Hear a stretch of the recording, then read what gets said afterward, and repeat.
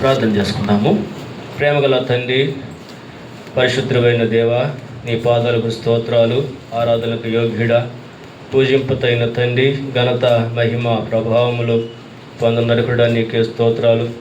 మీ లేఖన భాగాలలో మాతో మాట్లాడుతున్న బట్టి స్తుతిస్తా ఉన్నాము. దయల తండ్రి, ప్రభా, రాజులకు రాజు, ప్రభులకు ప్రభు అను నామాన్ని ధరించిన వాడవు. అంతేకాదు నాయన, వాక్యమును, దేవుని వాక్యమును, నామును కలిగిన దాన్ని బట్టి మీకు స్తోత్రాలు చెల్లిస్తూ ఉన్నాం. దయల తండ్రి, మీరు రాజులకు రాజుగా, ప్రభులకు ప్రభువుగా మా తండ్రి ఉన్న దేవుడవు. సదాకాలము రాజుగా ఉన్నారు, సర్వయుగాలలో రాజు అయి ఉంటా వచ్చారు.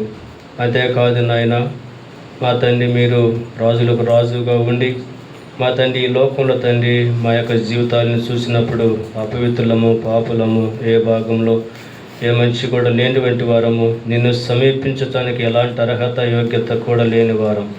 ఇలాంటి స్థితిలో నేను కూడా ఉండగా నన్ను మీరు జ్ఞాపకం చేసుకొని వాక్యమైన దేవుడవు మా తండ్రి, కృపాసత్య సంపూర్ణుడిగా మా మధ్యలో నివసించడానికి ఇష్టపడి కాలము సంపూర్ణమైనప్పుడు తండ్రి కలువరి సిలువలో మాతో రక్తాన్ని చిందించి ప్రాణం పెట్టారు. మీరు కాచిన రక్తధారల చేత నాలో ఉన్న దోషాన్ని కూడా మీరే పరిహరించారు, పవిత్రపరిచారు. నీ ప్రజగా, మీ సొత్తుగా, మీ స్వకీయమైన సంపాద్యంగా నన్ను చేసుకుంటూ వచ్చారు. నీ కొందనాలు. సత్యవంతుడిని దేవుడిగా మీరున్నందుకై స్తుతిస్తూ ఉన్నాము తండ్రి. అట్టి నామాన్ని ధరించారు. ఈ లోపల నేనైతే అబద్ధీకుడను, అతన్ని పాపముల చేత బంధించబడిన వాడను, దుర్నీతిలో ఉన్నవాడను, చీకటిలో ఉన్నవాడను, అలాగే తండ్రి ఆయా రకాలైన బంధకాల చేత బంధించబడి ఉన్నవాడును. అయితే తండ్రి, మీరు సత్య స్వరూపిగా ఉండి మా తండ్రి ప్రభు నన్ను స్వతంత్రుడిగా చేయడానికి ఇష్టపడినందుకు స్తోత్రాలు.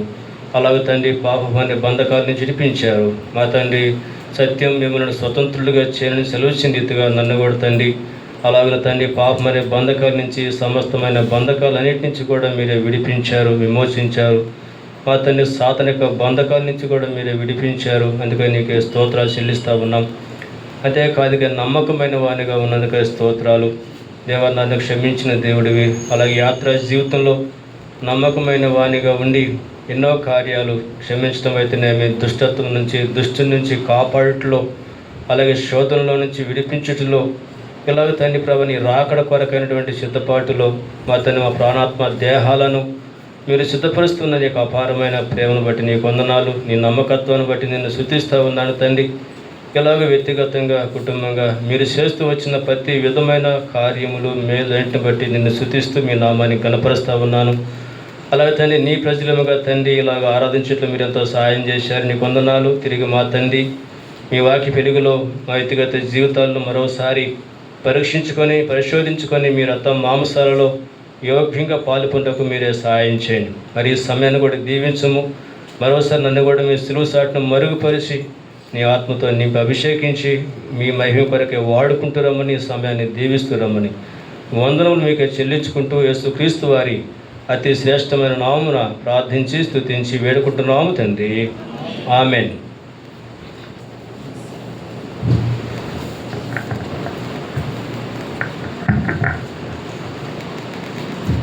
సరే, ఈ సమయంలో మనం ప్రభు యొక్క బలలో మనము పాలు పొందక పూర్వము వాక్య వెలుగులో మన వ్యక్తిగత జీవితాలను మనము పరిశీలన చేసుకోవటం అనేది ఎంతైనా మంచిది. ప్రభు యొక్క శరీరం, ఆయన యొక్క రక్తం ఎంతో పవిత్రమైనది కనుక ప్రభు కూడా మన జీవితాల్లో అలా ఉండాలని కోరుతూ ఉన్నాడు. అది మనంతటా మనం చేసుకోలేము, కానీ దేవుని యొక్క వాక్య వెలుగులో నుండి మనం సరి చేసుకోవడానికి దేవుడు అవకాశాలు ఇస్తూ ఉన్నాడు. సరే, ఈ సమయంలో మనం ఒక భాగాన్ని చదువుతూ వచ్చాము. 52వ కీర్తన 8వ వచనాన్ని మనం చదువుకుంటూ వచ్చాము. దావీదు మహారాజు ఈ లోకంలో ఉన్నప్పుడు ఆయన మాట్లాడిన మాటల్లో ఇదొక మాట. సరే, 52వ కీర్తన 8వ వచనంలో నుంచి, నేనైతే దేవుని మందిరంలో పచ్చని ఒలీవ చెట్టు వలె ఉన్నాను అంటూ ఉన్నాడు. కాబట్టి ఇక్కడ దావీదు ఒక చెట్టుతోటి పోల్చుకుంటూ ఉన్నాడు. ఆ చెట్టు ఏ చెట్టు అంటే ఆ ఒలీవ చెట్టుతోటి పోల్చుకుంటూ ఉన్నాడు. ఇక్కడ మనం చూస్తే నేనైతే అనే మాట అనేది చూడండి. నేనైతే అంటే తన యొక్క స్థితి తను ఎరిగేవాడిగా ఉంటా ఉన్నాడు. కాబట్టి అలాగే ఈ లోకంలో కూడా మన స్థితి మనకు తెలుసు, అంటే మనం ఎలాగున్నాము అనేది మనం కూడా ఎరిగే వారంగా మనం ఉంటాం. ఇక్కడ దావీదు కూడా అదే జ్ఞాపం చేస్తూ ఉన్నాడు. నేనైతే దేవుని మందిరములో పచ్చని ఒలీవ చెట్టు వలె ఉన్నాను అని తెలియజేస్తున్నాడు. కాబట్టి ఇక్కడ ఒలీవ చెట్టు ఎలాగుంటుందో నేను కూడా అలాగే పచ్చని ఒలీవ చెట్టు వలె ఉన్నాను అని తెలియజేస్తూ ఉన్నాడు. కాబట్టి తన మీద తనకెంతో ఏముంది, కాన్ఫిడెంట్. కాబట్టి మనం కూడా అలాగే ఉండటం అనేది మంచిది. అలాగ ఉండటానికి గల కారణం ఏంటంటే అక్కడే ఒక మాట రాస్తా వచ్చాడు. ఏం రాశాడు అక్కడ? నిత్యము దేవుని కృపయందు నమ్మిక ఉంచుచున్నాను. అది కాబట్టి అలా పచ్చని ఒలీవ చెట్టు వలె దేవుని యొక్క మందిరములో ఉండటానికి గల కారణం ఏంటంటే దేవుని యొక్క కృపయందు దావీదు నమ్మిక ఉంచినవాడు. అంటే తన స్వశక్తి కాదు, తన సొంత జ్ఞానము కాదు, కానీ కేవలము దేవుని యందలి విశ్వాసం ఉంచడం ద్వారానే అలాగే ఉంటున్నానని తను ఇక్కడ తెలియజేస్తూ ఉన్నాడు. కాబట్టి ఇక్కడ తను పచ్చని ఒలీవ చెట్టుతోటి ఆయన పోల్చుకుంటూ ఉన్నాడు. మనం మాట కూడా చూస్తే యెషయా గ్రంథంలో కూడా మాట చూద్దాం. 61వ అధ్యాయం 3వ వచనాన్ని చూస్తే అక్కడ ఒక మాట మనకి జ్ఞాపకం చేసుకుందాం. అంటే ఇక్కడ చెట్టు మనుషుల్నే తెలియజేస్తూ ఉంది. అంటే మనము మన యొక్క లోకంలో మనుషులను 61వ అధ్యాయము యెషయా గ్రంథము 61వ అధ్యాయము 3వ వచనాన్ని మన చివరి భాగాన్ని చూస్తే మనకు అర్థమవుతాం. యెహోవా తన్ను మహిమపరుచుకున్నట్లు నీతి అను మస్తకి వృక్షమనియు యెహోవా నాటిన చెట్లనియు వారికి పేర్లు పెట్టబడును.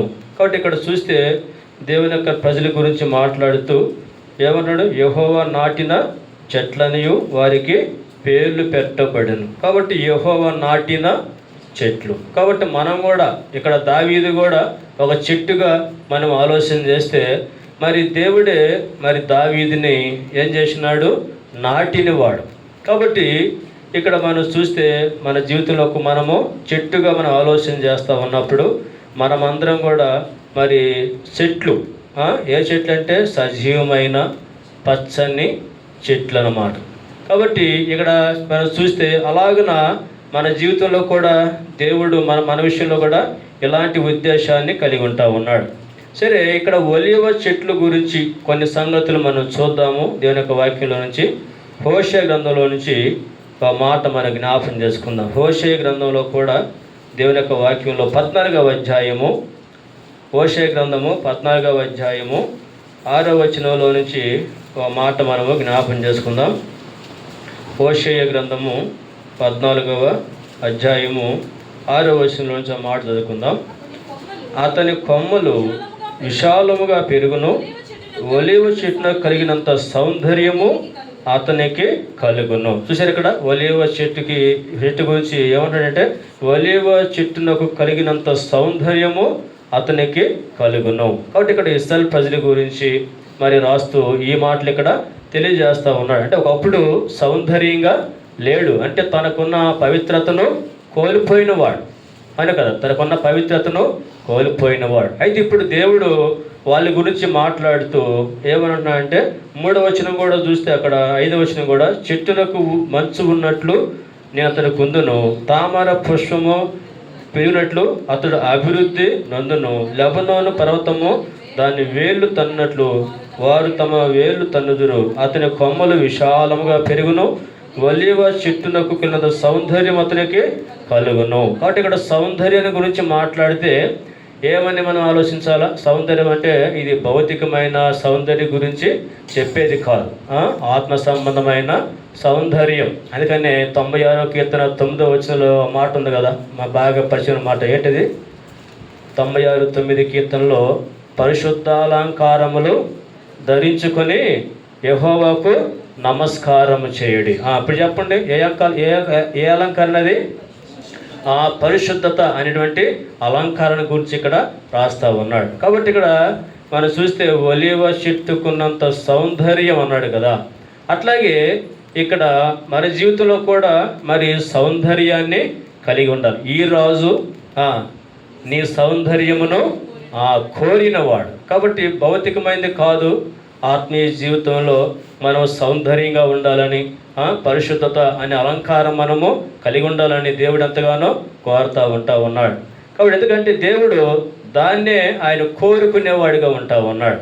కాబట్టి దేవుని యొక్క ప్రజలంగా మన జీవితంలో ఉండాల్సిన సౌందర్యం ఏంటంటే పరిశుద్ధత. కాబట్టి ఎందుకంటే ప్రభు ఎలాంటి వాడు? పరిశుద్ధుడు కదా. నేను పరిశుద్ధుని కనుక మీరును కూడా పరిశుద్ధులై యుండుడి. కాబట్టి అలాగే ప్రభువు పరిశుద్ధుడు కనుక ఆయన ప్రజలముగా ఆయన యొక్క రక్తం చేత విమోచించబడి కడగబడిన వారముగా మనం కూడా ఈ లోకంలో పరిశుద్ధులుగా ఉండాలని దేవుడు ఇష్టపడేవాడిగా ఉన్నాడు. ఎందుకంటే పరిశుద్ధత లేకుండా ఎవరునూ కూడా ఏం చేయలేరు? ప్రభువుని చూడలేరు.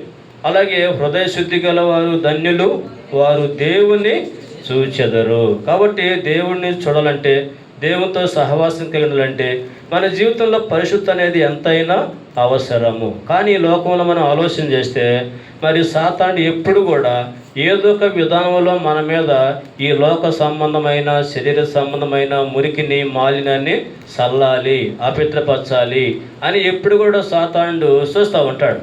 కాబట్టి ఇలాంటి దినాలు, ఇలాంటి పరిస్థితుల మధ్య మనం జీవిస్తూ ఉన్నప్పుడు మనం పవిత్రత విషయంలో ఎంతగానో మనం ప్రాముఖ్యత అనేది ఇవ్వాలి. 1వ దశలోనికీ పత్రిక 4వ అధ్యాయము 7వ వచనాన్ని చూస్తే అక్కడ పౌలు గారు కూడా చెప్పాడు. ఎందుకు మన దేవుడు పిలుచుకున్నాడు, ఏర్పాటు చేసుకున్నాడు స్పష్టంగా తెలియజేస్తూ వచ్చాడు. ఎందుకంటే పరిశుద్ధులు అవుటకి మన పిలిచిన కానీ అపవిత్రులుగా ఉంటకు మన దేవుడు చేయలేదు, పిలవలేదు. అందుకోసం కాదు నేను నిన్ను ఏర్పాటు చేసుకుంది, అందుకోసం కాదు నేను నిన్ను మరి ప్రేమించి లోకానికి వచ్చి ఆ కలువసిలో ప్రాణం పెట్టి మరణాన్ని జయించి తిరిగి లేచింది. అందుకోసం కాదు, నిన్ను కడిగింది, నిన్ను పవిత్రపరిచింది మరి అపవిత్రంగా ఈ లోకంలో జీవించటానికి కాదు. నేను ఇచ్చిన ఆ పవిత్రతను కలిగి ఈ లోకంలో నువ్వేం చేయాలి? జీవించాలి. కాబట్టి ఇక్కడ మనం చూస్తూ ఉన్నాము, ఒలీవ చెట్టుకున్నంత సౌందర్యము నేను అతనికి కలుగజేసేదను. కాబట్టి మనల్ని కూడా పవిత్రపరిచాడు.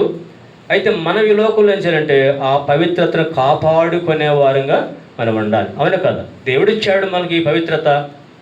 ఆ పవిత్రతను మనము కాపాడుకునే వారంగా ఉండాలి. అందుకని ఒక మాట చూస్తే 1వ యోహాను పత్రిక 3వ అధ్యాయంలో 3వ వచనాన్ని మనం జ్ఞాపం చేసుకుంటే అక్కడ మాట రాయబడతా ఉంది. 1వ యోహాను 1:3 ఆయన యందు ఈ నిరీక్షణ పెట్టుకున్న ప్రతి వాడును ఆయన పవిత్రుడినట్టుగా తన్ను పవిత్రునిగా చేసుకొనును. కాబట్టి అంటే ఏ నిరీక్షణ? పై 2వ వచనం చూస్తే, ప్రియులారా ఇప్పుడు మనము దేవుని పిల్లమై ఉన్నాము, మనం ఇక ఏమవుతామో అది ఇక ప్రత్యక్షపరచబడలేదు. కానీ ఆయన ప్రత్యక్షమైనప్పుడు ఆయన ఉన్నట్టుగానే ఆయనను చూతుము కనుక ఆయనను పోలి యుందుమని ఎరుగుదుము. కాబట్టి మరి ఏ నిరీక్షణ అంటే ప్రభు మరి రానై ఉంటా ఉన్నాడు. మరి దేవుని యొక్క బిడ్డలముగా మనం ఎలా ఉండాలని కోరుతున్నామంటే ఆయన పోలి ఉంటారని ఇక్కడ తెలియజేస్తూ ఉన్నాడు. కాబట్టి ఎవరైతే దేవుని పట్ల ప్రభు రానై ఉంటున్నాడు కాబట్టి నేను సిద్ధపడాలి, సిద్ధంగా ఉండాలి, నేను పవిత్రంగా ఉండాలి, లేదంటే ఒకవేళ ప్రభు ఏం చేస్తాడు, నన్ను ఏం చేయొచ్చు, విడిచిపెట్టవచ్చు అని చెప్పేసి ఈ నిరీక్షణ పెట్టుకున్న ప్రతి వాడు కూడా ఎలాగ జీవిస్తాడంటే ప్రభువు పవిత్రుడైనట్టుగానే తను కూడా పవిత్రతను కాపాడుకునే వారిగా ఉంటారు. లోకంలో మనం జీవిస్తున్నాం, ఈ లోకం మాలిన్యం అంటకుండా మనం ఏం చేయాలా? జాగ్రత్త పడాలా. కాబట్టి మనం జాగ్రత్త పడాలా. లోకం అంతా మురికి, మాలిన్యము, అపవిత్రత, దుర్నీతి, సమస్తమైనటువంటి అపవిత్రతతోటి నిండి ఉంటా ఉంది. కానీ మనము ఏం చేయకూడదంటే ఆ లోకం మాలిన్యం అంటకుండా మనం ఏం చేయాలా? జాగ్రత్త పడాలా. సముద్రంలో ఒక్క చుక్కన్న ఉంటుందా మంచినీళ్ళు? ఒక్క చుక్క ఉంటుందా? కానీ చేపలు ఎన్నో చేపలు అందులో తిరుగుతూ ఉంటాయి, నివాసం చేస్తూ ఉంటాయి కదా. కానీ చేపల్లో ఉప్పు ఉంటుందా? చేపల్లో చూసారు ఎప్పుడన్నా? చేపలు కోసి చూసారు ఎప్పుడన్నా? ఉప్పు ఉంటుందా? చూసారా? అంటే సముద్రం అంతా ఉప్పు నీళ్ళే, ఇవన్నీ అందులోనే నివసిస్తూ ఉన్నాయి. కానీ అందులో వాటిలో ఏమీ లేదు. దేవుని యొక్క బిడలముగా అలా ఉండాలనేది దేవుని యొక్క ఉద్దేశం. లోకమంతా పాపంతో, చెడుతనంతో, అపవిత్రతో నిండి ఉంటా ఉంది. దేవుని యొక్క ప్రజలముగా ఈ లోకంలో పవిత్రత అనేది మనము కాపాడుకునే వారంగా ఉండాలి. అదేమంటే లోకంలో ఉంది కదా, ఉంటే నీకు దేనికి? నువ్వు లోకస్తుడు కాదు కదా. ఆ దేవుని యొక్క వాక్యం ఏం చెప్పాడు? లోకములో నుండి నేను మిమ్మల్ని చేశాను, ఏర్పరచుకుంటుని. I have chosen from the world. అంటే అందులోంచి దేవుడు మనల్ని వేసాడు, ప్రత్యేకపరుచుకున్నాడు. ఇప్పుడు మనం ఎవరివి? లోక సంబంధులము కాదు. ఎవరి సంబంధము? దేవుని సంబంధులం, దేవుని యొక్క ప్రజలం, దేవుని యొక్క బిడలం. కాబట్టి మనకంటూ ఒక ప్రత్యేకత అనేది ఉంది. కాబట్టి మన ఈ లోకంలో ఎలా జీవించాలి? పవిత్రతను కాపాడుకునే వారంగా ఉండాలి. కాబట్టి ఇక్కడ దావీదు కూడా ఏమనంటే, నేను ఒలీవ చెట్టు వలె అంటా ఉన్నాడు. అంటే ఒలీవ చెట్టు ఎలాంటిది? అది ఎలాంటిదంట? అది సౌందర్యంతో కూడిందన్నమాట. ఇక్కడ వాక్యంలో చెబుతా ఉన్నాడు. కాబట్టి ఒలీవ చెట్టుకున్నంత సౌందర్యం నేను నీకు కలుగజేసేదాను. కాబట్టి మనం కూడా లోకంలో దేవుడు నీకు ఆశ ఉంటే ఏంటి? నేను పవిత్రంగా జీవించాలనే కోరిక, ఆశ, ఆ నిరీక్షణ మన హృదయంలో ఉంటే తప్పకుండా మనకు దేవుడు సహాయం చేస్తాడు. ఒకవేళ నువ్వు శోధించబడి మోసపడక ఇష్టపడితే అది వేరే ఇంకా. కాబట్టి అలాగా ఈ లోకంలో మనం దేవుని యొక్క ప్రజలంగా పవిత్రంగా దేవుడే ఇచ్చాడు పవిత్రత. ఆ పవిత్రత మనం కాపాడుకునే వారంగా మనం ఉండాలి. సరే, మరొక మాట కూడా మనం జ్ఞాపం చేసుకుందాము. చూడండి, 52వ అధ్యాయము కీర్తనలో ఒలీవ చెట్టు గురించి దావీదు మాట్లాడిన మాట, తన గురించి తెలియజేసుకుంటూ వచ్చాడు. 8వ వచనం చూద్దాం మరోసారి. ఏమంటాడు ఇక్కడ? నేనైతే దేవుని మందిరములో పచ్చని ఒలీవ చెట్టు వలె ఉన్నాను. ఎట్లా ఉన్న చెట్టు? పచ్చగా ఉందన్నమాట. పచ్చదనం మనకి ఆశే కదా. కాబట్టి లోకంలో పచ్చదనం దేనికి తెలియజేస్తుందంటే ఫలభరితమైన జీవితాన్ని తెలియజేస్తూ ఉంది. కాబట్టి దావీదు జీవితంలో కూడా ఎంతో ఫలభరితమైన జీవితాన్ని జీవించాలని మనము చెప్పవచ్చు. అవును కదా? ఎందుకంటే దేవుని యొక్క వాక్యంలో తన జీవితాన్ని మనం ఆలోచన చేస్తే మరి పచ్చని ఒలీవ చెట్టు వలె తను కూడా లోకంలో జీవించాడు. అంటే ఫలభరితమైన జీవితం, అభివృద్ధితో కూడినటువంటి జీవితాన్ని తను కూడా మరి జీవించిన వాడిగా మనం చూడవచ్చు. కాబట్టి మన పట్ల కూడా దేవుడు ఇలాంటి ఉద్దేశాన్నే కలిగి ఉంటా ఉన్నాడు. కాబట్టి మనము పచ్చని ఆ ఒలీవ చెట్టు మనం జీవించినట్లుగానే ఉన్నట్టుగానే మనం కూడా ఈ లోకంలో ఫలించాలని దేవుడు మరి కోరుతా ఉన్నాడు. కాబట్టి ఫలించుతున్నప్పుడు మారు మనసుకు తగిన ఫలాలు మనం ఏం చేయాలా? ఫలించాలి. కాబట్టి ఇక్కడ మారు మనసుకు తగినటువంటి ఫలములు. కాబట్టి ఫలించే అనుభవం. కాబట్టి ఫలించాలంటే ఒక మాట యోహాను సువార్తలో నుంచి 15వ అధ్యాయము, యోహాను సువార్త 15వ అధ్యాయంలో నుంచి చదువుదాము. ఒక 4వ వచనం చదువుదాం. 15వ అధ్యాయం. నా యందు నిలిచినడి మీ యందు నేనును నిలిచి ఉందును. తిరిగి ద్రాక్ష వల్ల నిలిచింటేనే కానీ తనంతటా తను ఎలాగో ఫలించదో అలాగే నా యందు నిలిచింటేనే కానీ మీరును ఫలింపరు. కాబట్టి ఇక్కడ ఫలించడానికి కారణం ఏంటంటే మరి ఇక్కడ నా యందు నిలిచి ఉండండి, మీ యందు నేను కూడా చేస్తాను, నిలిచి ఉంటాను. కాబట్టి మనం ప్రభువుతో కలిసి ముందుకి కొనసాగాలి. అంటే ప్రభువుతో నీకే ఉండాలా? సంబంధం, సహవాసం అనేది ఉండాలి. అంటే ఒకసారి మన క్రియలు, మన జీవితం ఎలాగుంటుందంటే నాకు దేవుడు తెలియదున్నట్టుగానే ఉండొచ్చు ఒకసారి. అవును కదా? మన యొక్క మాటలు చూసినప్పుడు, మన యొక్క క్రియలు చూసినప్పుడు దేవునితో సంబంధం లేనట్టుగా ఉంటుందన్నమాట. అలా ఉండటానికి మనం ఏమాత్రం కూడా ఇష్టపడకూడదు. ఒక సందర్భంలో యేసు ప్రభు సందర్భంలో శిష్యుల గురించి మాట్లాడుతూ కొంతమంది వీరు యేసుతో కూడా ఉన్నవారని వాళ్ళు గుర్తిరిగిరి. ఎందుకని? వారి యొక్క జీవితాన్ని బట్టి, వారి యొక్క మాటలను బట్టి, వారి యొక్క ప్రవర్తన బట్టి, వారిలో ఉన్న ధైర్యాన్ని చూసి అక్కడ దినాల్లో వాళ్ళు ఏమంటే వీరు యేసుతో కూడా ఉన్నవారు. కాబట్టి మనం కూడా ఫలించాలంటే ప్రభుతోటి మరి మంచి సంబంధం, సహవాసం అనేది మనము కలిగి ఉండాలి. ఇక్కడ ప్రభుతో నిలిచి ఉండాలి. కాబట్టి ఇక్కడ చూడండి, ఎవరు నిలిచి ఉంటారు, నిలిచి ఉన్నవారు అంటానికి కొన్ని హేతువులు ఇక్కడ చూస్తూ ఉన్నాం. మాట చూద్దాం. చూడండి, యోహాను రాసిన మొదటి పత్రికలో నుంచి, యోహాను రాసిన మొదటి పత్రిక 3వ అధ్యాయము 6వ వచనం చదువుదాం. 3వ అధ్యాయం 6వ వచనము. ఆయన యందు నిలిచిండివాడు ఎవడునో పాపము చెయ్యడు, పాపము చేయవాడు ఎవడునో ఆయనను చూడను లేదు, ఎరుగును లేదు. కాబట్టి ఆయన నిలిచి ఉన్నాను అని చెప్పుకునేటువంటి వారు ఎలాగుంటారంట? పాపము చెయ్యరు అనే మాట ఇక్కడ చూస్తూ ఉన్నాం. అలాగే 3వ అధ్యాయము 24వ వచనంలో కూడా మాట చదువుతాం. ఆయన ఆజ్ఞలను గైకొనేవాడు ఆయన నిలిచిండును, ఆయన వాని యందు నిలిచియుండును. ఆయన మన యందు నిలిచినని ఆయన మనం అనుకుంచిన ఆత్మ మూలముగా తెలుసుకొనిచున్నాం. కాబట్టి ఆయన నిలిచినవాడు ఏం చేయడు? పాపము చేయలేడు, అవును కదా. రెండోదిగా ఆయన ఆజ్ఞలను గైకొనేవాడు ఆయన యందు నిలిచియుండును. ఆయన వాని యందు ఏం చేస్తాడంట? నిలిచి ఉంటాడు. కాబట్టి ఆయన పాపం చేయకుండా ఉండాలి. అలాగే ఆయనకు ఆజ్ఞలు ఏం చేయాలా? గైకొనేవారు, అంటే దేవుడు చెప్పింది చేసేవారు. కాబట్టి అప్పుడే మనం ప్రభుతో ఉన్నాము, ప్రభు మనలో కూడా ఉన్నాడు అంటానికి మరి కారణం అన్నమాట. అలాగే ఇంకో మాట కూడా చూస్తే చూడండి, అక్కడే 4వ అధ్యాయం 15వ వచనం చూడండి, ఏముంది ఇక్కడ? యేసు దేవుని కుమారుడని ఎవడు ఒప్పుకొనునో వానిలో దేవుడు నిలిచి ఉన్నాడు, వాడు దేవుని యందు ఉన్నాడు. చూసారా? యేసు దేవుని కుమారుడని ఎవడు ఒప్పుకొనునో. ఈనాడు చాలామంది రకరకాలుగా చెబుతున్నారులే, అందుకనే బహుశా. కాబట్టి యేసు దేవుని కుమారుడని ఎవరైతే అంగీకరిస్తారో, ఒప్పుకునే వారిగా ఉంటారో, వారిలో ప్రభు ఏం చేస్తాడంట? నిలిచి ఉండేవాడు. అలాగా మన జీవితంలో కూడా ఆయన నిలిచి ఉంటేనే మనం చేస్తాం, మనము ఫలించే వారుగా ఉంటాం, అంతే కదా. మనకు తెలుసు కదా, ఇప్పుడు ద్రాక్ష తీగలు కానీ, లేదంటే బీర తీగలే కానీ, సొరకాయ తీగలే కానీ, ఏవైనా సరే కాండంలో ఆ తీగకి అటాచ్మెంట్ ఉంటే ఏమవుతుంది? అది దినదినం అది ఫలిస్తూ ఉంటుంది, అభివృద్ధి చెందుతూ ఉంటుంది. ఏమన్నా ఒక్కసారి కట్ అయింది అనుకోండి, తీగ, చాలా తీగలు ఉంటాయి కదా, ఒక తీగ కట్ చేస్తే ఏమవుతుంది? రోజుకి ఏమవుతుంది? అది ఎండిపోతూ ఉంటుంది, అవును కదా.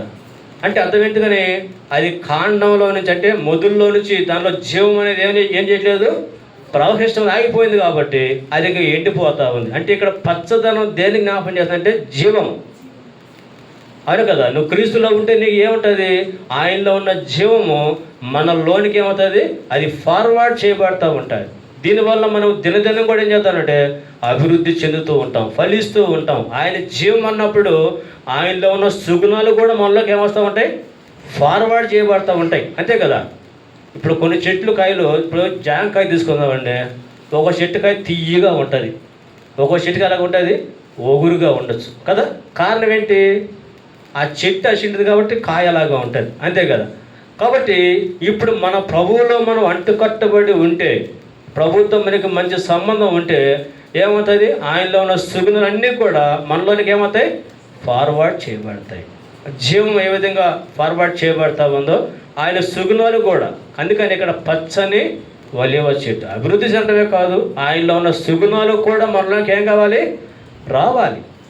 కాబట్టి అంటుకట్టబడుట అనేది మనము కలిగి ఉంటే అప్పుడు మనం ఆత్మీయంగా ఏం చేస్తామంటే ఫలించే వారంగా ఉంటాం. ఈ ఫలించే ప్రక్రియలోనే ఇంకా ఏం చేయాలో కూడా మాట చూద్దాం. చూడండి, యోహాను సువార్త 15వ అధ్యాయంలో అక్కడే 2వ వచనంలో మాట చూద్దాం. యోహాను సువార్త 15వ అధ్యాయము 2వ వచనాన్ని జ్ఞాపకం చేసుకుని, నాలో ఫలింపని ప్రతి తీగను ఆయన తీసి పారవేయును, ఫలించు ప్రతి తీగే మరి ఎక్కువగా ఫలింపాలని దానిలోని పనికిరాని తీగలను, అది సంగతి. కాబట్టి ఇక్కడ చూస్తే ఇక్కడ ఫలించే తీగ మరి ఎక్కువగా ఫలించాలంటే దానిలోని పనికిరాని తీగలను ఏం చేయాలా?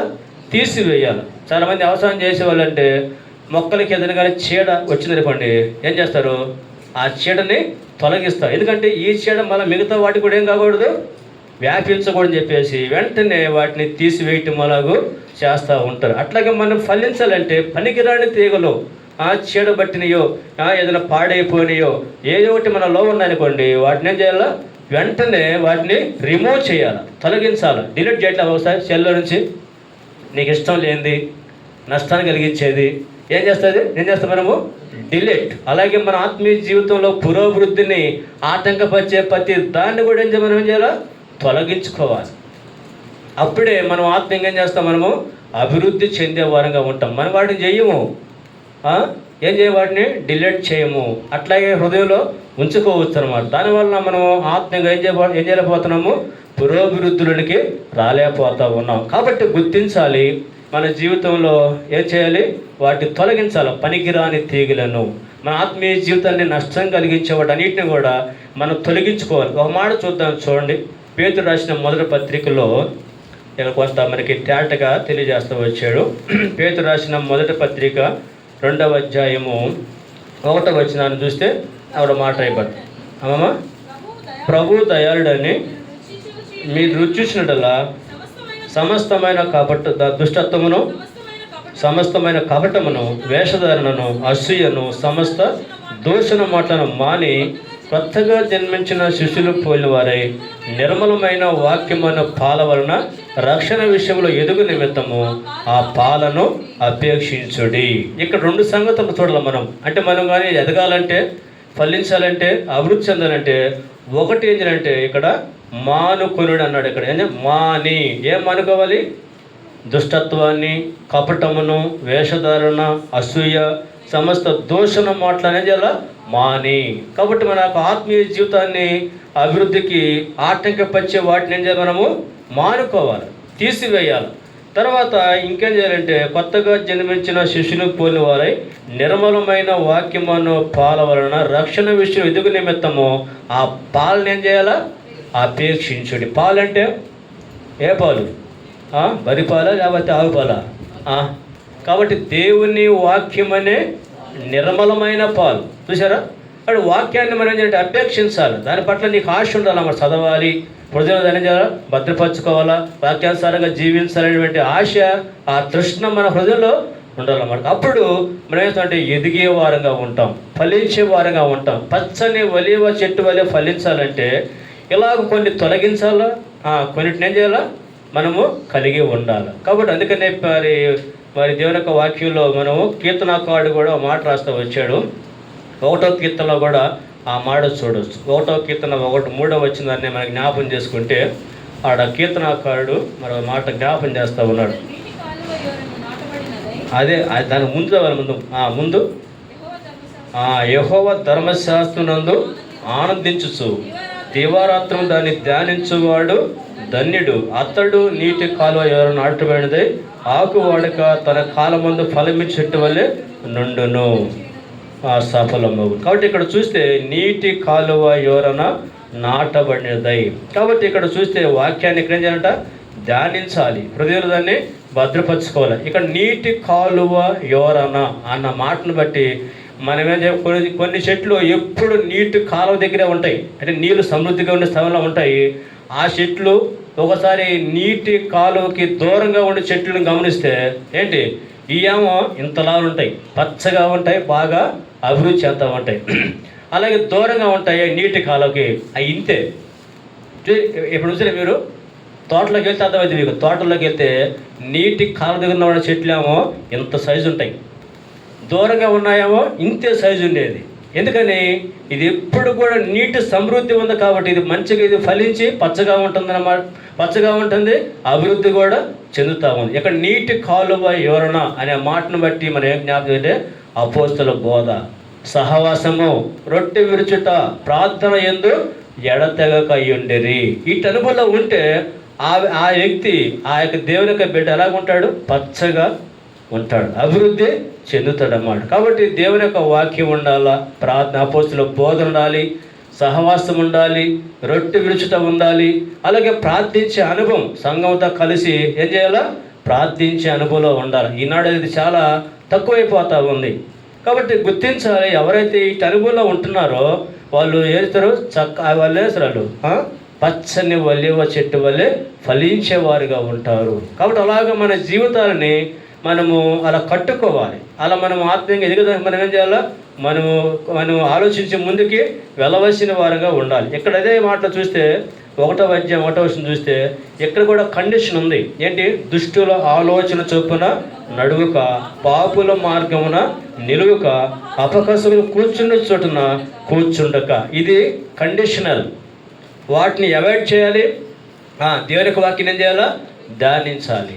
అలాగే మనము అపోస్తల బోధ, సహవాసము, రొట్టె విరుచుట, ప్రార్థనలు ఎడతెగక ఉండాలి. అలా ఉంటే తప్పకుండా దేవుడు మనము ఆత్మీయంగా ఫలించే మనకి దేవుడు సహాయం చేస్తాడు. కాబట్టి ఇక్కడ చూస్తూ ఉన్నాము ఫలించే అనుభవంలో మనము ఎలా ఉండాలనేది మనం చూస్తూ ఉన్నాం. అలాగే మరొక మాట చూద్దాం. చూడండి, ఒలీవ చెట్టు గురించి ఒక మాట. ఇర్మియా గ్రంథం 11వ అధ్యాయం, ఇర్మియా గ్రంథం 11వ అధ్యాయంలో నుంచి మాట చూద్దాం. ఇర్మియా గ్రంథము 11వ అధ్యాయము 16వ వచనం చదువుదాం. 16వ వచనంలో నుంచి, అది చక్కని ఫలములు గల పచ్చని ఒలివ చెట్టుని యెహోవా నీకు ఆ పేరు పెట్టెను. కాబట్టి ఇక్కడ చూస్తే ఈ ఒలివ చెట్టు ఎలాంటిదంట? పచ్చనిదే, రెండోది చక్కని ఫలములు గల. చూసారా, చక్కని ఫలాలు ఫలిస్తుంది. ఏది అది అభివృద్ధి చెందమే కాదు, ఫలించడమే కాదు, కానీ అది ఫలాలు ఫలించేదిగా ఉండాలి. ఫలాలు దేనికి సాదృశ్యం అంటే క్రియలు కదా, క్రియలే కదా మన యొక్క జీవితం.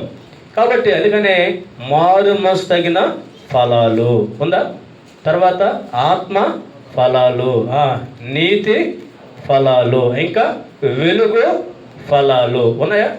కాబట్టి ఇవన్నీ మన జీవితంలో ఉండాలని దేవుడు కోరుతూ ఉన్నాడు. కాబట్టి మారు మనసు తగిన ఫలాల గురించి ఒక మాట చూద్దాం. చూడండి, లోకాసు వార్తలో బాప్తిస్మం ఇచ్చి యోహాను కొంతమంది అడుగుతూ వచ్చారు. బాప్తిస్మం పొందడానికి వచ్చి అలాగైతే మేము ఏమి చేయాలని చెప్పేసి వాళ్ళు కోరుతూ వచ్చారు. లోకాసు వార్త 3వ అధ్యాయంలో అడిగితే అప్పుడు ప్రభు చెప్పాడు. చూడండి, 11వ వచనం చూడండి. అతడు 2 అంగీలు గలవాడు ఏమి లేని వానికి ఇయ్యవలనయో, ఆహారం గలవాడును అలాగే చేయవలనయో వారితో చెప్పాను. అంటే జనులు అడిగారు, అలాగైతే మేము ఏమి చేయాలి అని బాప్తిస్మం యోహాను వాళ్ళు ప్రశ్నిస్తూ వస్తే అప్పుడు బాప్తిస్మం ఇచ్చి యోహాను చెప్తా ఉన్నాడు, 2 అంగీలు గలవాడు ఏం చేయాలా? లేని వానికి ఇవ్వాలి. నువ్వు కలిగి ఉన్నావు, లేని వానికి ఏం చేయాలా? మనం ఇవ్వాలి. రక్షణ ఉంది, మనం కలిగి ఉన్నాము. రక్షణ లేని వారికి ఏం చేయాలి? మనము రక్షణ వారికి ఇవ్వడానికి మనము ప్రయాసపడాలి. అంటే మనకు కలిగిన సంతోషాన్ని వాళ్ళకి ఇవ్వాలి, వాళ్ళకి తెలియజేయాలి అన్నమాట. అట్లాగా కింద ఒక మాట కూడా చూస్తూ వస్తే అక్కడ మరొక మాట కూడా 11వ వచనంలో, ఆహారం గలవాడును అలాగే చేయవలని వారితో చెప్పాను. అలాగే 12వ వచనాన్ని చూస్తే, సుంకరులను బాప్తిసం పొందవచ్చి బోధకుడా మేమేమి చేయాలని చెప్పేసి అతన్ని అడుగుగా. ఎవరిల్లు? సుంకరులు, అంటే సుంకాలు వసూలు చేసేవాళ్ళు కదా. అయితే వీళ్ళే చెబితే వాళ్ళకి ఏం చెప్పాడు యోహాను? ఏం చెప్పాడు? అతడు మీకు నిర్ణయం పడిన దానికంటే ఎక్కువగా తీసుకోవద్దని వారితో చెప్పాను. అంటే ఈ సుంకలు చేసే పని ఏంది? 100 రూపాయలు కట్టుకోమంటే సుంకం ఎంత కట్టిన వాళ్ళు? 400 కట్టిన వాళ్ళు. అందుకే కదా జక్కయ్య ఏమన్నాడు? నేను ఎవరి దగ్గర అయితే అన్యాయంగా తీస్తున్నాను వారికి 4 అంతలు అని చెప్పి అన్నాడు. ఎందుకన్నాడు? అయ్యగారు ఏం చేశాడు? 4 అంతలు వసూలు చేశాడు కాబట్టి అక్కడ ఒప్పుకున్నాడు. అయ్యా, అందరి దగ్గర నేను వేసాను, 4 అంతలు వసూలు చేశా కాబట్టి తిరిగి మళ్ళీ నేను వేస్తున్నాను అంటే ఎక్కువ వసూలు చేశాను. ఎందుకని ఇక్కడ యోహాను చెప్పి అంటే, నిర్ణయించబడిన దానికంటే ఎక్కువ మీరేం చేయొద్దు, తీసుకోబోకండి. అదేంటది? మారు మనసు తగిన ఫలాలు. అట్లాగే సైనికులు చూద్దాం. సైనికుల గురించి ఏం చెప్పాడు? మేమేమి చేయవాలని అడిగిరి, అందుకు అతడు ఎవరిని బాధ పెట్టకయో ఎవరి మీద అపనింద వేయకయో మీ జీవితంతో తృప్తి పొందిడని వారితో చెప్పాను. సైనికులు తెలుసుగా, సోల్జర్స్ కదా, అంటే వాళ్ళు ఏం చేస్తారో చెప్తా ఉన్నాడు అన్నమాట. బాధ పెట్టచ్చు, వాళ్ళు అపనిందలు వేయచ్చు, తర్వాత వాళ్ళ జీవితాలతో వాళ్ళు ఏం చేయకపోవచ్చు, తృప్తి పొందకపోవచ్చు. అవును కదా. అలాగ ఉండొద్దు. మీ జీవితాలతో మీరు ఏం చేయండి? తృప్తి పొందండి, అపనింద వేయద్దు, ఎవరు మీరు అనవసరంగా ఏం చేసి మీరు బాధ పెట్టదు. ఇదే మారు మనసు తగిన ఫలాలు అని. అంటే మన యొక్క లైఫ్ స్టైల్, అంటే మన జీవితంలో మన డ్యూటీ చేస్తూ ఉంటాం కదా, అందులో మనం ఏం చేయాలి? మనము నమ్మకంగా ఉండటమే, యథార్థంగా ఉండటమే, దేవుని సన్నిధిలో నమ్మకంగా మనము మరి జీవించడమే అది మారు మనసు తగిన ఫలాలు. అలాగే ఆత్మ ఫలాలు ఉన్నాయనుకోండి. నేను ఎక్కువ చెప్పను దీని గురించి, మీకు తెలిసిందే కదా. ఆత్మ ఫలాలు ఏమున్నాయి? ప్రేమ, సంతోషము, సమాధానము, దీర్ఘశాంతము, దయాలుత్వము, మంచితనము. సరే, ఎన్ని కాబట్టి చివరిలో ఒకటి ఉంది కదా, ఏంటది? ఆశా నిగ్రహము. అంటే ఆశని ఏం చేయాలా? చంపుకోవటమే ఆశ నిగ్రహం అంటే. అదే కంట్రోల్, ఇంగ్లీష్లో బాగా ఇచ్చాడు, సెల్ఫ్ కంట్రోల్ అని కదా. కాబట్టి అది ఆత్మ ఫలాలు. ఈనాడు అది లేదు. యవనస్తులు కావచ్చు, అనేకులు దేవుని యొక్క బిడ్డలో కూడా ఈ సెల్ఫ్ కంట్రోల్ అనేది లేకపోవటం వల్లనే ఎన్నెన్నో అనవసరం వాటికి హృదయంలో చోటిచ్చి మనము ఆత్మీయంగా నష్టపోయే వారంగా ఉంటున్నాం. ఫలాలు ఫలించలేకపోతా ఉన్నాం. కొన్ని 2 వచనాలు జ్ఞాపకం చేస్తా. అంటే ఈ ఆశా నిగ్రహాన్ని గురించి 2 వచనాల్లో సామెత గ్రంథం చూద్దాం. సామెత గ్రంథంలో నుంచి 25వ అధ్యాయము, సామెతలు 25వ అధ్యాయము 25వ అధ్యాయంలో నుంచి మాట చదువుదాం. 25వ అధ్యాయము సామెతలు 25వ అధ్యాయం చివరి వచనం. ప్రాకారము లేక పాడైన పురము ఎంతో, తన మనసును అణుచుకోలేని వాడును అంతే. అర్థమవుతుందా? ప్రాకారము లేక పాడైన పురము. ఎందుకు పాడైంది పురం? ఇది ప్రాకారం లేదు అంటే సెల్ఫ్ కంట్రోల్ లేదు. ప్రాకారం అనేది అంటే ఇక్కడ ఈ ఆశా నిగ్రహం అనేది దేంతో సమానం అంట? ఒక ప్రాకారంతో సమానం. నీ కోరికలకు ఏంటి, నీ ఆశలకు, నీ ఉద్దేశాలకు ఏముండాలా? ఒక హద్దు ఉండాలి, ఒక ప్రాకారం ఉండాలి. హద్దులు దాటి మీరి వెళ్ళిందంటే తద్వారా మనం ఏం చేస్తామంట? ఫలింపు అనేది మన జీవితంలో పొందలేం. అంటే ఫలింపుని ఆటంకపరిచేదిగా ఉంటాయి. అంటే కనుక ప్రాకారము లేక పాడైన పురమ ఎంతో, తన మనసును అణుచుకోలేని వాడు కూడా అంతే అంటా ఉన్నాడు. కాబట్టి నీ సంగతి ఏంటి? మన సంగతి ఏందో ఒకసారి ఏం చేయాలా? అలా ఉంటున్నామా, లేదంటే మనము హద్దులు దాటి ఇంకా ప్రాకారం లేకుంటున్నాం అనేది జ్ఞాపం చేసుకుని ఇంకో మాట కూడా చూద్దాం. చూడండి, సామెతలు 16వ అధ్యాయము 32వ వచనం. సామెతలు 16:32 తీసారా?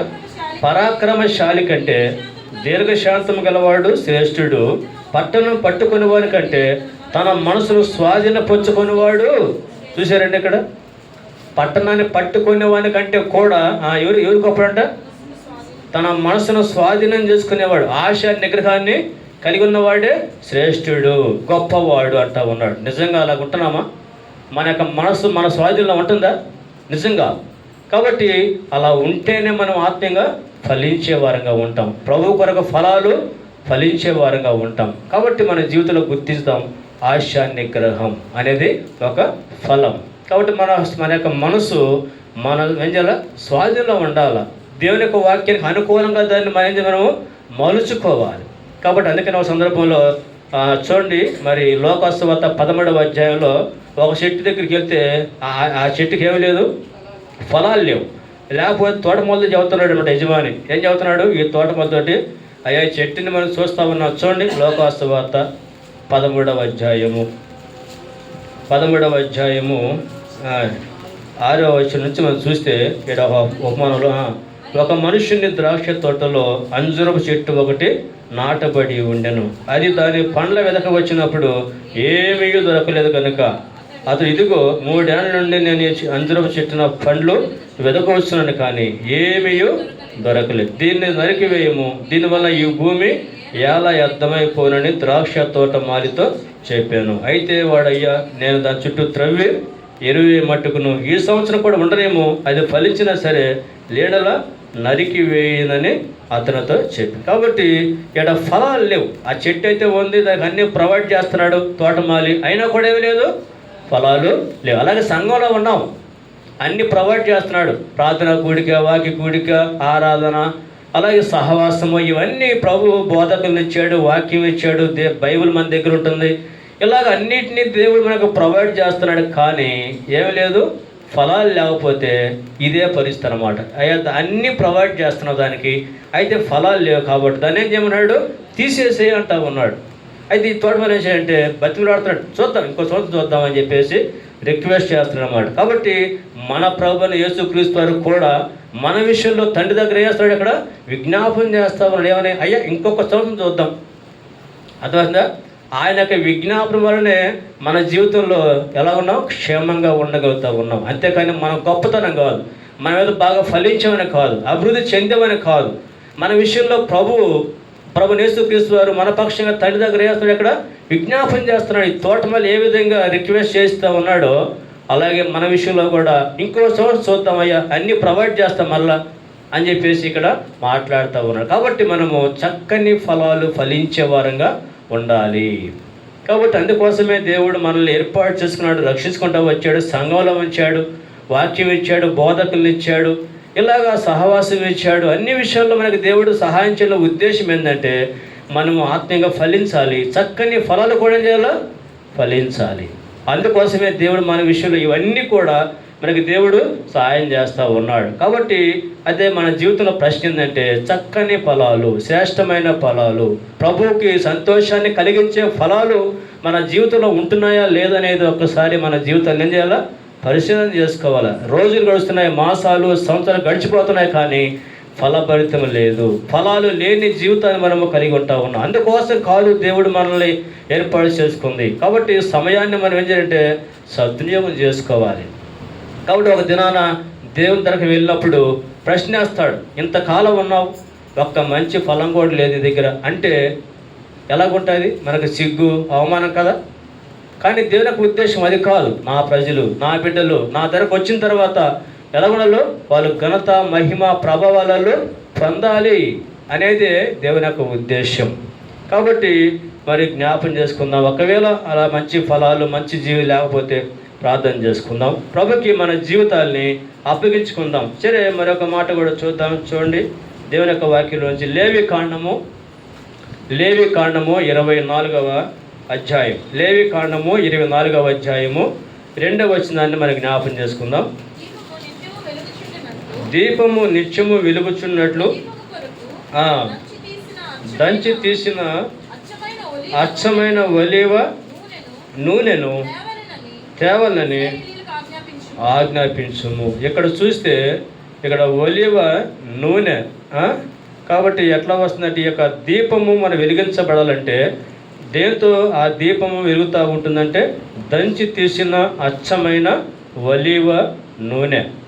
ఆ నూనె వలనే దీపం అనేది దేవుని యొక్క మందిరంలో ఏం చేస్తూ ఉన్నది? నిత్యము వెలుగుటకది ఉపయోగపడతా ఉందన్నమాట. అట్లాగే మన జీవితంలో కూడా దేవుడు కోరిది అంటే మనం కూడా వెలుగుతూ ఉండాలి. ఏం చేయాలి మనము? ప్రభు ఏం చెప్పాడు? నేను లోకమునకు వెలుగును అన్నాడు. కాబట్టి మనం కూడా లోకానికి ఎలాగ ఉండాలా? వెలుగుగా ఉండాలి. మన ఎవరిమి? వెలుగు సంబంధులమే, సేవ సంబంధులమా? మన ప్రభు సంబంధం, వెలుగు సంబంధం కనుక మనం కూడా లోకంలో వెలుగుతూ ఉండాలి. వెలుగు దాచబడిద్దా? ప్రకాశం అది అందరికి కనిపిస్తూ ఉంటుందా? అందరికి తేటగా అది కనిపిస్తూ ఉంటుంది. బైబిల్లో బాప్తిస్మం ఇచ్చి యోహాను గురించి మాట రాయబడుతూ వచ్చింది. చూడండి, 5వ అధ్యాయంలో, యోహాను సువార్త 5వ అధ్యాయంలో ఓ మాట రాయబడుతూ ఉంది. యోహాను సువార్త 5వ అధ్యాయంలో ఆయన మండుచు, 5వ అధ్యాయము 25వ వచనం, 35వ వచనం చదువుదాం. యోహాను సువార్త 5వ అధ్యాయము. అతడు మండుచు ప్రకాశించుచుండు. కాబట్టి బాప్తిస్మం ఇచ్చి యోహాను గురించి మండుచు ప్రకాశించు దీపమైండని రాయబడుతూ వచ్చింది. కాబట్టి మనం కూడా లోకంలో మరి వెలుగుతూ ఉండాలి, మండుతూ ఉండాలి, ప్రకాశించే వారంగా ఉండాలి. కాబట్టి అంటే మనం మంచి సాక్ష్యం కలిగి ఉండాలి లోకంలో. మనం చూసిన వాళ్ళు నిజంగా వీళ్ళు దేవుని యొక్క ప్రజలు అనేది గుర్తించాలన్నమాట. కాబట్టి అలాగా మరి చూడండి, ఒక సందర్భంలో బాప్తిస్మం ఇచ్చి యోహాన్ని కొంతమంది ప్రశ్నిస్తూ వచ్చారు. ఏం ప్రశ్నిస్తూ వచ్చారంటే, నీవు క్రీస్తువైతే మాతో చెప్పమని చెప్పేసి అడుగుతూ వచ్చారు. అంటే ప్రభు అప్పుడు యోహాన్ ఏం చెప్పాడు? నేను క్రీస్తుని కానని చెబుతూ వచ్చారు. అయితే ఎందుకు వాళ్ళు ఆ మాట అన్నారు? నువ్వు క్రీస్తువైతే చెప్పు అని అన్నారంటే ఆయన యొక్క లక్షణాలు, ఆయన యొక్క ప్రవర్తన, ఆయన యొక్క జీవితం అలా ఉంది. కాబట్టి ఒకవేళ ఈయన ఏమో ఈ లోకానికి రావాల్సిన మెస్సియా అని వాళ్ళు గుర్తిస్తూ వచ్చారనమాట. ఎందుకంటే ఆయన యొక్క ప్రవర్తన అలాగ ఉంది, ఆయన జీవితం అనేది అలాగ ఉంది. కాబట్టి వాళ్ళకి సందేహం వచ్చింది, ఈయన ఏమో మెస్సియా, ఆయన జీవితాన్ని చూస్తూ ఉంటే అలాగే మనకి అనిపిస్తూ ఉంది చెప్పేసి వాళ్ళు మాట్లాడుతూ వచ్చారన్నమాట. కాబట్టి మన జీవితంలో కూడా దేవుని యొక్క ప్రజలంగా మంచి సాక్ష్యాన్ని లోకంలో కలిగి ఉండాలి. మనం పనిచేసే స్థలాల్లో కావచ్చు, ఇంటిలో కావచ్చు, బంధువుల దగ్గర కావచ్చు, ప్రయాణాల్లో కావచ్చు, నువ్వు ఎక్కడైనా ఉన్నా సరే మనము ప్రకాశించే వారుగా ఉండాలి. మన యొక్క మాటలు, మన యొక్క ప్రవర్తన, మన యొక్క జీవితము మరి ప్రభువుని చూపించేదిగా ఉండాలి. మనలో ఉన్న ప్రభువుని ఏం చేయాలా? బయటికి ప్రదర్శించబడాలి. అలా మంచి సాక్ష్యాన్ని కలిగి ఉంటే మన ద్వారా దేవుడు ఏం చేయబడతాయి? లోకంలో మహింపరచబడతాడు. మీరు బహుగా ఫలించుట వలన తండ్రికి ఏమొస్తుంది? మహిమ వస్తుంది. అలాగే 2వ కొరింథీ పత్రిక 6వ అధ్యాయము 18, 19 చూస్తే అక్కడ ఏం చెప్పాడు? మీ దేహముతో దేవుణ్ణి ఏం చేయండి? మహిమపరచుడి. కాబట్టి మీ దేహము దేవుని వలన మీకు ఆయోగించబడి అంటా వచ్చాడు. కాబట్టి ఈ దేహం ఎవరిదంటే దేవుడు మనకు ఇచ్చాడు. ఈ దేహంతో మనం దేవుడిని ఏం చేయాలంటే మహిమపరచాలి. కాబట్టి అలాగనే మన జీవితాల్ని మనం వెలుగుతూ ఉండాలి. ఆ వెలుగుతూ ఉంటేనే దేవుని యొక్క నామం అనేది భూమి మీద ఏం చేయబడుతుంది, మహింపరచబడుతుంది. అనేకులు కూడా రక్షణ పొందడానికి అవకాశం ఉంటుంది. ఒకసారి అంట భగత్ సింగ్ గారు ట్రైన్లో ప్రయాణం చేస్తూ ఉంటే, మీకు తెలిసే ఉండొచ్చు, చెబుతున్నా అయినా కూడా, ప్రయాణం చేస్తూ ఉంటే కొంతమంది ఏదో పేకాట్లాగా ఆడుకుంటూ వాళ్ళకి ఏదో ఒక మనిషి కొరవైతే భగత్ సింగ్ గారు కళ్ళు మూసుకొని ఆయన ప్రార్థనలో ఉండొచ్చు బహుశా ట్రైన్లో, ఆయన పిలుస్తారు రమ్మని. పిలుస్తూ ఉంటే, ఎందుకంటే అయ్యా ఒక మనిషి మాకు తక్కువైపోయినారు, నువ్వు వస్తే ఎందుకు, ఈ ట్రైన్లో చాలా ప్రయాణం జరిగి కదా, ఎందుకు నువ్వు ఖాళీగా ఉండటం, మా ద్వారా కొంత సంతోషంగా ఆట ఉందామంటే ఆయన కదా, ఈ చేతులు నాయి కావన్నాడు. ఏమడైనా ఈ చేతులు నాయి కావన్నాడు. ఆయనకు ఆశ్చర్యం వేసి, ఇదేందిరా ఈయనకి ఆయన కొంచెం మెంటలా ఏంది అనుకుంటా వచ్చారు వాళ్ళు. అప్పుడు చెప్పాడు, ఒకప్పుడు ఈ చేతులు అపవిత్రమైన కార్యాలు చేశాయి, ఈ కాళ్ళు కూడా అపవిత్రమైన స్థలానికి వెళ్ళాయి, కానీ ఇప్పుడు ఇవి నాయి కావు. ఎవరివి?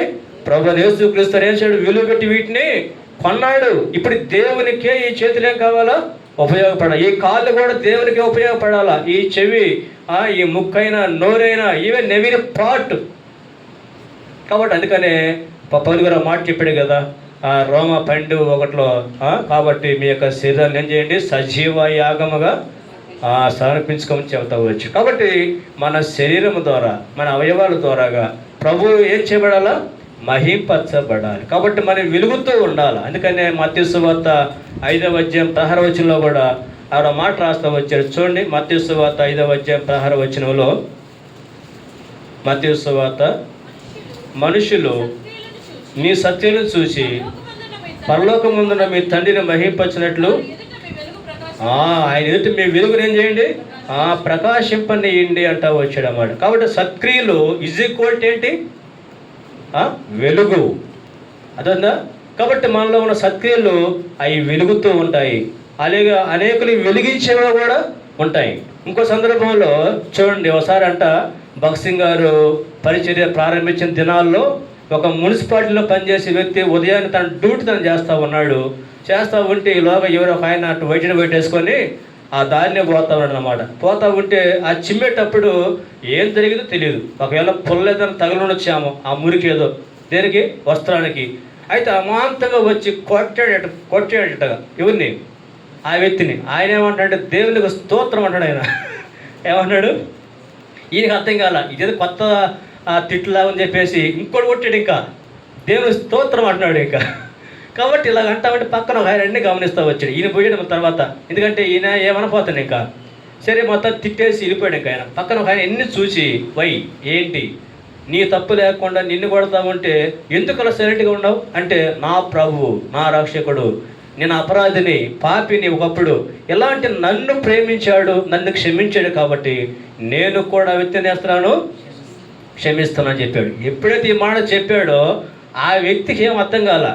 అంటే ప్రభువుని విశ్వాసం ఉంచిన వారిలో ఇంత క్షమించే మనసు ఉంటుందా, ఇంత ప్రేమించే మనసు ఉంటుందా, ఎలాంటి క్వాలిటీ ఉంటుందా అని ఆయన గ్రహించి ఆయన కూడా ప్రభువునందు విశ్వాసం ఉంచాడు. అంటే తను కూడా నేను కూడా ప్రభువుని ఏం చేయాలా, అంగీకరించాలా అని చెప్పేసి వెంటనే, అంటే ఇతను ఏం చేసాడు, మళ్ళీ తీసుకుపోయాడు ఆడికి, భక్తుల దగ్గరికి తీసుకెళ్ళాడు అన్నమాట. తీసుకెళ్తే ఆయన వాక్యం చెప్పాడు, ఉన్న పాటున రక్షణ పొందాడు. వాక్యం చెప్పాడు. అక్కడ ఏమన్నా ఏమీ లేదు. అర్థమవుతుందా?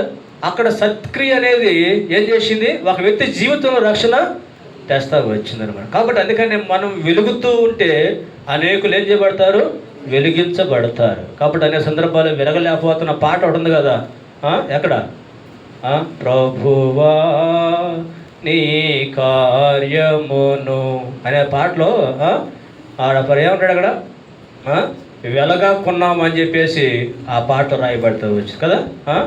కాబట్టి వెలిగించితివి మమ్మెలలో వెలుగైన ఓమ ప్రభువా మేము వెలగకున్నాము. కాబట్టి అనే సందర్భాల్లో మేము వెలక్కుంటా ఉన్నాం. అట్లాగే ఆయన వెలిగించాడు. ఆ వెలుగుని మనం ఏం చేసి మనము పోగొట్టుకున్నాము, వెలగక ఆరిపోయే వారుగా ఉంటా ఉన్నాం. కాబట్టి ఇక్కడ మంచి సాక్ష్య జీవితాన్ని కలిగి ఉండడం ద్వారాగా మన ద్వారా, మన ఇంట్లోనే చూడండి, ఒకసారి మన భర్త కావచ్చు, బిడ్డలు కావచ్చు, నీ బంధువులే కావచ్చు, నీ స్నేహితులే కావచ్చు, నీ కొలికసే కావచ్చు, నీ ప్రవర్తన చూసి ఏం చేస్తారు, వాళ్ళు రక్షణలోకి రావడానికి అవకాశం ఉంది. కానీ అనే సందర్భాల్లో అక్కడ మంచి సాక్ష్యాన్ని కలిగి జీవించకపోవడం వలన మన ద్వారా దేవుని యొక్క నామము ఏం చేయబడతామంటే అవమానపరచబడతా ఉంది. అందుకని రోమపత్రిక 1వ అధ్యాయంలో ఏం రాయబడిందంటే, మిమ్మును బట్టియే కదా అన్ని జనులు ఏమవుతుంది, నా నామం ఏం చేయబడతా ఉంది, దూషించబడతా ఉందంట వచ్చాడు కదా. కాబట్టి మనం గ్రహించాల్సింది ఏంటంటే, మన జీవితం ద్వారా దేవుని యొక్క నామం మహింపరచబడుతుందా, లేదంటే దేవుని యొక్క నామానికి అవమానం వస్తూ ఉందా అనేది ఒకసారి మనము ఆలోచించాలి. ఆలోచించి ఒకవేళ మన ద్వారా దేవుని యొక్క నామం అవమానం వస్తూ ఉంటే, దూషణ పాలవుతామంటే క్షమాపణ కోరుకొని ప్రభుకు అప్పగించుకుంటే చాలు. ప్రభు మనల్ని సంపూర్ణంగా వెలిగించి ప్రభు కోసం జీవించే విధంగా మనకి సహాయం చేస్తాడు. కాబట్టి ఇక్కడ నేనైతే దేవుని యొక్క మందిరములో పచ్చని ఒలీవ చెట్టు వరకు నేను ఉన్నానని చెప్పేసి దావీదు పలుకుతున్నాడు అన్నమాట. కాబట్టి ఇక్కడ చూస్తే ఒలీవ చెట్టు గురించి మనం చూస్తే ఇక్కడ అది దానికి దంచి తీసిన ఒలీవ నూనె ద్వారాగానే దేవుని యొక్క మందిరములో నిత్యము కూడా అది వెలుగుతూ ఉంటా ఉందన్నమాట. కాబట్టి మన జీవితంలో కూడా వెలుగుతూ ఉండాలనేది దేవుని యొక్క ఉద్దేశం. నేను ఒక మాట జ్ఞాపకం పూర్తి చేస్తా చివరిగా. చూడండి, న్యాయపత్రిక గ్రంథంలో నుంచి మాట చదువుదాం. న్యాయపత్రిక గ్రంథం 9వ అధ్యాయం 9వ వచనం చదువుదాం. ఈ మాట జ్ఞాపకం చేసి నేను ముగించేస్తాను. 9:9 మమ్మును ఏలుమని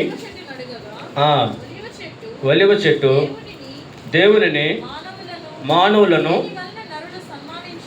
దేని వలన నరులు సన్మానించుదురో ఆనా తైలమును ఈయక మాని చెట్ల మీద రాజునై ఉండి ఊగుటకు నేను వచ్చేదనా అని వాటితో నేను. కాబట్టి ఇక్కడ మరి ఒలీవ చెట్టు ఏమనంటే, ఇక్కడ మనుషులను దేవుణ్ణి దేనితోటి సన్మానం చేస్తారో ఆ తైలని ఈక మాని నేను చెట్టు మీద రాజుగా ఉండి అటు ఇటు పోతా నేను వచ్చేదా అని ప్రశ్నిస్తూ వచ్చింది. అంటే ఇక్కడ ఈ యొక్క ఒలీవ చెట్టు యొక్క ఉద్దేశం ఏంటంటే, మరి ఇక్కడ నేను దేవుణ్ణి ఏం చేయాలి, నేను సంతోషి పెట్టాలి, నేను మనుషుణ్ణి ఏం చేయాలా, సంతోషి పెట్టాలి అని దాని యొక్క తాత్పర్యంగా ఉంటా ఉంది. అట్లాగే ఈ లోకంలో మనము దేవుణ్ణి సంతోషి పెట్టే వారంగా మనం ఉండాలి. అంతేకాని ఈ లోకంలో ఎవరైతే రమ్మన్నారు, పిలిచారు, అలా ఉండమని అనేది కాదు.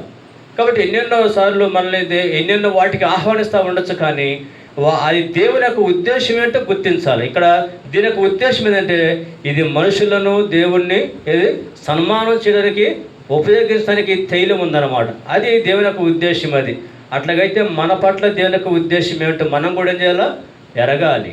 ఎరిగా ఆ ప్రకారంగా లోకంలో మనము జీవించాలి. ప్రతి ఒక్కరి పట్ల దేవుని యొక్క ఉద్దేశం ఉంటుంది, సంకల్పం అనేది ఉంటుందన్నమాట. అది మనం ఎరిగి ఆ ప్రకారంగా ప్రభువుని మనము సంతోష పెట్టేవారుగా ఉండాలి. అంతేకాని మనుషులు మనని ప్రేరేపించి ఏ దేవుని యొక్క చిత్తానికి వెలుపులకు లాక్కెళ్తా ఉంటే మనం ఏమాత్రమే వెళ్ళడానికి ఏం చేయకూడదు, ఇష్టపడకూడదు. నువ్వు ప్రార్థన చేసుకో, ప్రభు నీ పట్ల నువ్వు ఉద్దేశం ఏంటి నువ్వు గుర్తెరగలే, కానీ వాళ్ళు నన్ను రమ్మన్నారు అని చెప్పి లేదంటే ఇంకోటి ఏదైనా ప్రేరేపిస్తూ ఉంటే అలా మనము వెళ్ళకూడదు.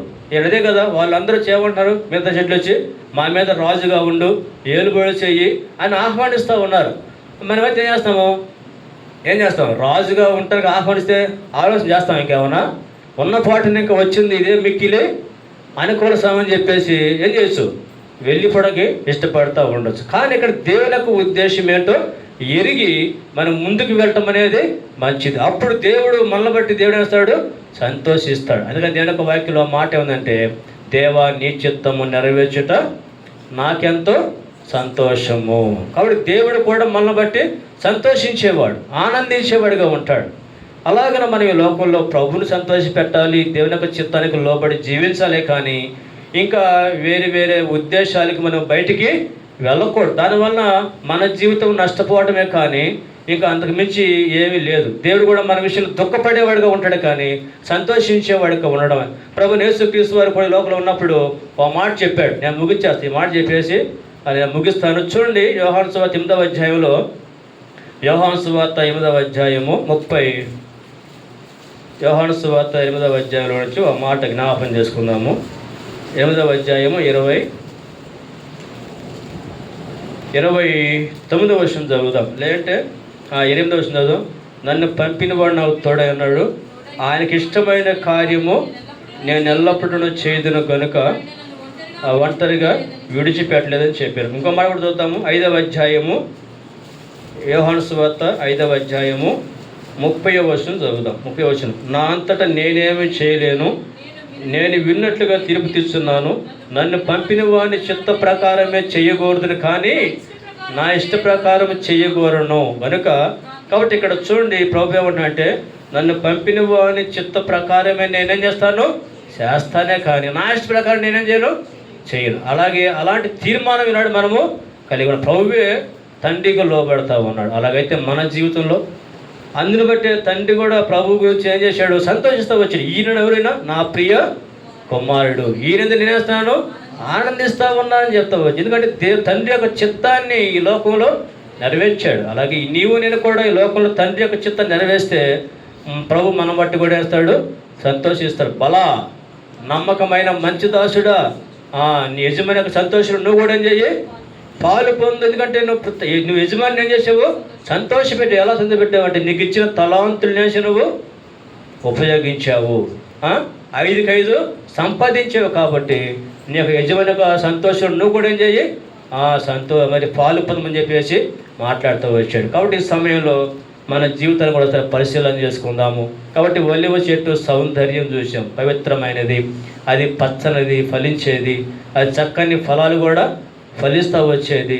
అంతేకాదు కానీ అది వెలుగుతూ తీసిన ఒలివ యొక్క నూనె ద్వారాగా దీపము ఏ విధంగా వెలిగించబడటం ఉపయోగపడతా వచ్చిందో, అలాగే ఈ లోపల మనం కూడా ఏం చేయాలి, వెలిగించబడాలి, వెలుగుతూ ఉండాలనేది మనం చూస్తూ వచ్చాము. అంతేకాదు కానీ మరి మన విషయంలో కూడా దేవుని యొక్క ఉద్దేశము, సంకల్పము, ఆయన చిత్తాన్ని మనము నెరవేర్చాలి తప్ప ఇంకా మిగతా వాటికి మన జీవితంలో ఏమాత్రం కూడా చోటు ఇవ్వకూడదని మనం వింటూ వచ్చాము. కాబట్టి ఈ సమయంలో మన జీవితం ఎలాగుంది, ఒకసారి విన్న వాక్య భాగాలను బట్టి పరిశీలన చేసుకుందాం, పరీక్షించుకుందాము. అలాగ ప్రభుకు అప్పగించుకుంటే చాలు. నీలోని లోపాలు, నీలోని బలహీనతలు, నీలోని తొట్టుపాట్లు యథార్థంగా ఉన్నపాటున ప్రభు చెంతకు వచ్చి ఒప్పుకుంటే ప్రభు తప్పకుండా ఏం చేస్తాడు, క్షమించేవాడు. ఇందాం కదా ఏంటి, ఆయన నమ్మదగిన వాడును నీతిమంతుడును కనుక మన పాపం ఒప్పుకున్నట్లయితే యేసు ప్రభు ఏం చేస్తాడంట, మన పాపాలన్నింటినీ కూడా క్షమించి సమస్తమైన దుర్నీతి నుంచి మనల్ని పవిత్రులుగా చేస్తాడు. అలాగే మనం కూడా క్షమించబడాలి, పవిత్రపరచబడాలి, తిరిగి మళ్ళీ మనం ఏం చేయాలి, నిర్మించబడాలి, ప్రభు కొరకై జీవించే వారిగా ఉండాలి. కాబట్టి ప్రార్థన చేసుకుందాము, ప్రభుకు అప్పగించుకుందాం. ప్రార్థన చేసుకుందాం, మోకరించండి. మళ్ళీ మనము పరీక్షించుకునేలా తీర్పు పొందకపోదుమని దేవుని యొక్క వాక్యం సెలవిస్తూ ఉంది. కాబట్టి పరీక్షించుకుందాము. ఇంకా రక్షణ